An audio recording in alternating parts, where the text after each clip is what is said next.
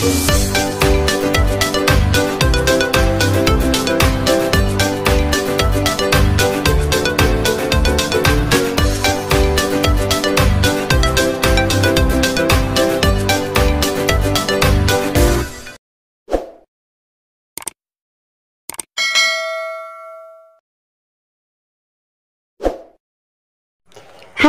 assalamualaikum adik-adik kelas 4.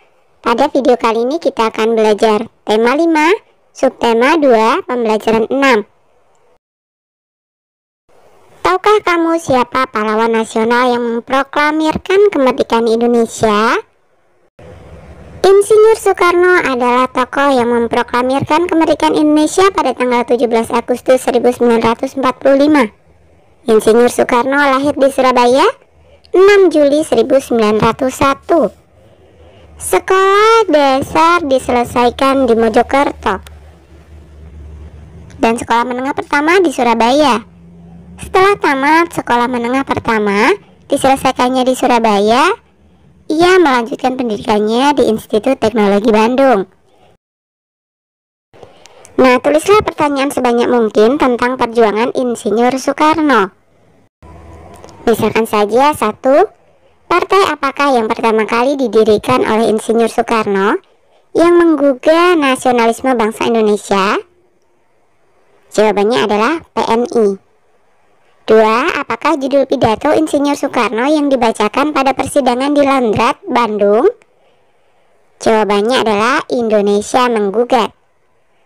3. Apa yang dilakukan oleh Insinyur Soekarno untuk mempertegas kemerdekaan Indonesia? Jawabannya adalah memproklamirkan kemerdekaan Indonesia pada tanggal 17 Agustus 1945. 4. Pertemuan apakah yang berhasil mengenalkan Indonesia ke dunia yang diadakan pada masa pemerintahan Insinyur Soekarno? Jawabannya adalah Konferensi Asia Afrika.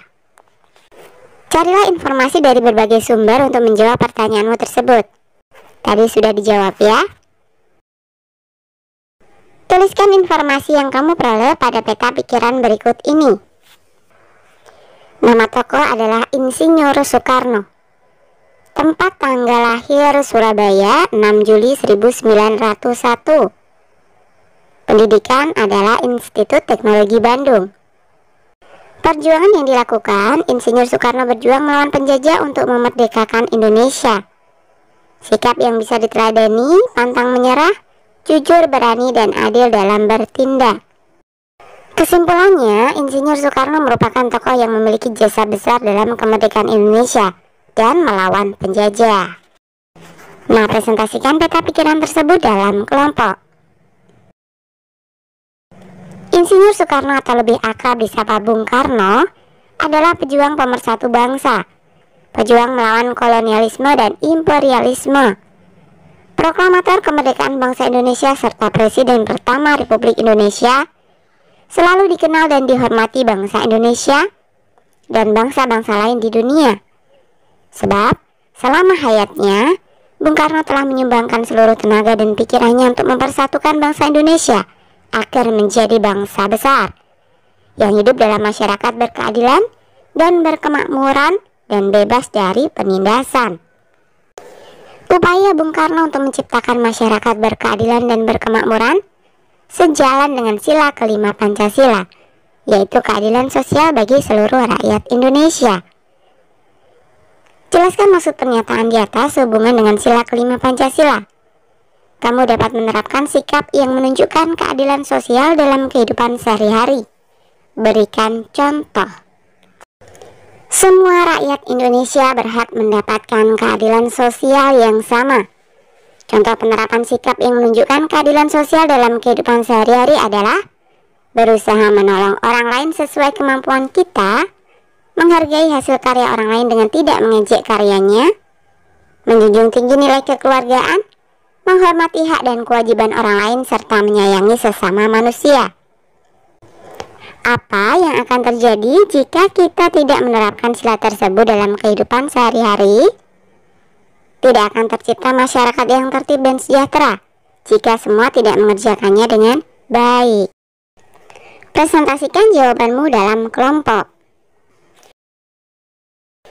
Sikap yang menunjukkan keadilan sosial juga dapat kita tunjukkan dalam kehidupan sehari-hari. Salah satu contoh penerapan sikap tersebut adalah membantu mereka yang berada dalam kesulitan. Sebelumnya, kamu telah mempelajari keterampilan bagaimana menangani luka karena terjatuh atau luka melepuh. Keterampilan tersebut dapat kamu terapkan jika ada teman atau orang lain yang mengalami kecelakaan sehingga mengalami luka dan melepuh. Diskusikan kembali secara berpasangan langkah-langkah yang harus kamu lakukan jika terjadi kecelakaan pada seseorang yang mengakibatkan luka dan melepuh. Buatlah gambar tentang tahapan melakukan pertolongan tersebut beserta keterangannya. Nah, tahap pertolongan cedera luka. 1. Bersihkan bagian yang terluka dengan sabun antiseptik. 2. Tekan perlahan bagian luka dengan perban atau kain bersih. 3. Oleskan bagian luka dengan krim antiseptik. Sedangkan tahap pertolongan melepuh, 1. Dinginkan bagian yang melepuh dengan air bersih. 2. Bersihkan dan keringkan bagian yang melepuh. 3. Balut longgar dengan perban. 4. Jangan mengompres luka bakar dengan es karena dapat merusak kulit dan memperburuk cedera. Nah, presentasikan dan peragakan gambar yang telah kamu buat di depan kelas. Oke.